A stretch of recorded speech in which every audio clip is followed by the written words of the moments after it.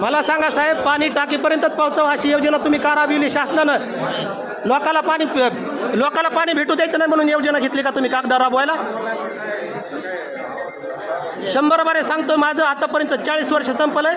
या खांद्याला आणखी बी माझ्या जखम आहे पाणी आणून आता कुठंतरी शासनाला वाटलंय घरकुल दिले तसं पाण्याची योजना 2.5 कोटीची दिली, तसं प्रत्येक घराला नळ पोहोचावून प्रत्येक घराला पाणी द्यावं, त्या पद्धतीनं शासनानं आम्हाला पाणी द्यावं. नाही तर ह्या योजनेला काय करता येते तुम्ही त्या एस्टिमेट प्रमाणे करा आणि घरोघर पाणी पोहोचवण्यासाठी काय करता येते सांगा.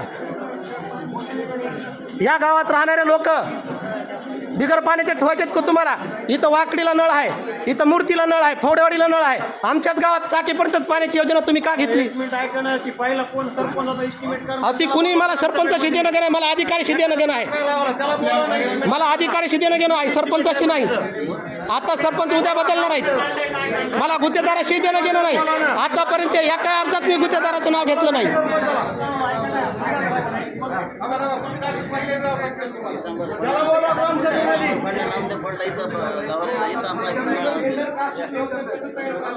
मूर्तीचं घर दिसतंय का तुम्हाला? इथं आहे आमच्या शिवाला टाकी. कुठं आहे मूर्ती? तिथून नळ पाण्याचा इथं आणून दिला त्या मूर्तीच्या सरपंचानं. ही योजना तुम्ही आमच्यासाठी राबवायला का फक्त कागदपत्रासाठी राबवायला? आम्हाला त्याचं उत्तर तुम्ही द्या. प्रत्येक माणसाला पाण्याचा अधिकार आहे का नाही? आम्हाला गुत्तेदाराचा काही संबंध नाही.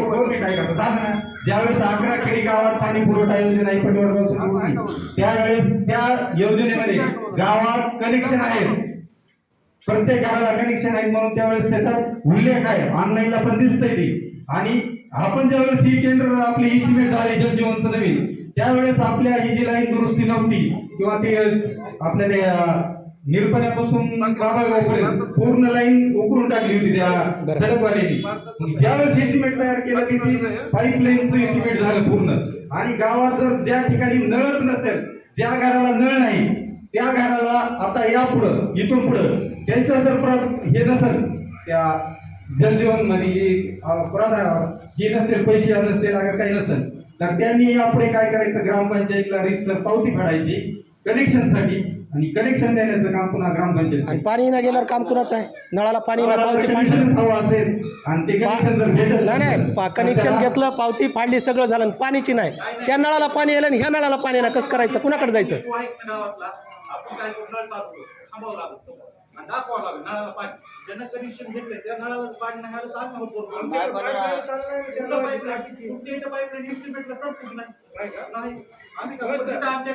आता मग एस्टिमेटला तरतूद त्यांच्या पाण्याची नाही समजा आहे का? त्यांच्याकडनं तुम्ही काय म्हणलं, निरपण्याची पाईपलाईन.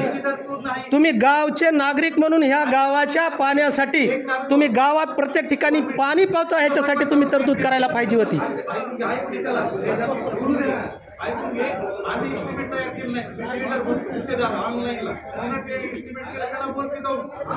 अरे राम ऐक राम, आतापर्यंत मी कोणत्या बी अर्जामध्ये मी गुत्तेदाराचा कुठंच उल्लेख केला नाही. मी जिथं बी धरलंय तिथं शासनाला धाऱ्यावर धरलंय.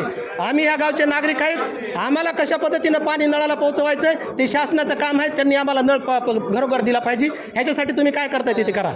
प्रश्न आहे जलजीवन जाऊ ते पाणी तुम्हाला नुसतं नळ्यातलं घ्यायचं का? ते फिल्टरचं काम बसून ती चालू आहे.